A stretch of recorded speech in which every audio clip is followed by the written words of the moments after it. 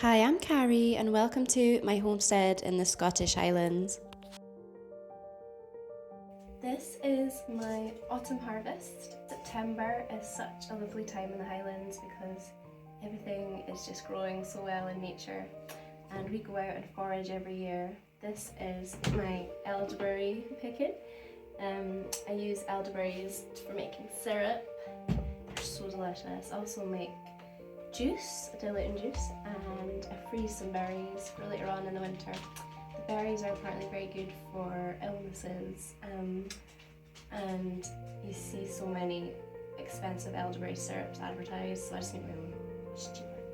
And these are some rose hips that we found yesterday.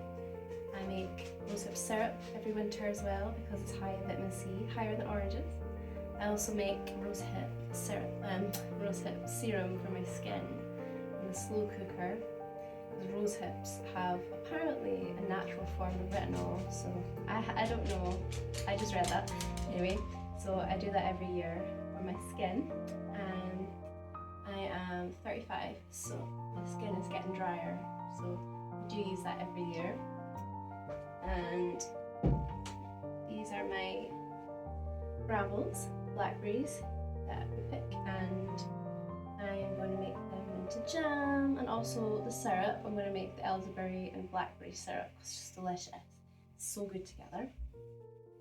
These are some sloes and some apples and chanterelles. And this is my cauliflower mushroom. Looks like a sponge. It's such a cool mushroom, really tasty. And once you find a cauliflower, you can normally find it again and again and again because they come back to the same tree. So mark where you found it and always come back. So it's a very unique type of mushroom, isn't it? Like a giant sponge.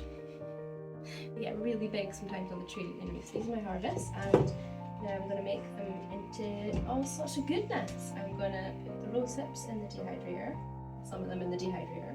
I'm going to dry them before I make it into my skincare. And I'm going to also dry some elderberries for tea. Elderberry tea is delicious. And then I'm going to make this into syrup. And yeah. So let's make some elderberry syrup. First of all, I start by getting all the berries off with a fork to make sure there's no stalks in it. And then I get my honey ready. This is honey fresh from our bees. Beautiful heather honey.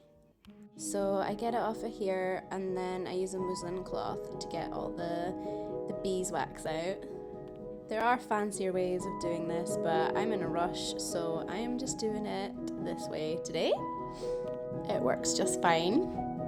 So to make the syrup, boil the elderberries in water with cinnamon sticks and some other herbs like cloves. And while that's boiling away, I'm drying my rose hips on the dehydrator and elderberries so I can make tea later on in winter. The elderberry has been boiling for a wee while, so I'm going to strain it now and then let it cool down for a wee minute so it's not too hot. And then once it's slightly cooler, I'll add my honey and then pour it into a bottle. And I'll keep this in the fridge and use it whenever we're feeling a wee bit ill and as a preventative as well, so have it every morning. And wow, we have had some beautiful mornings lately here in the Highlands. We are so blessed, aren't we? Look at that.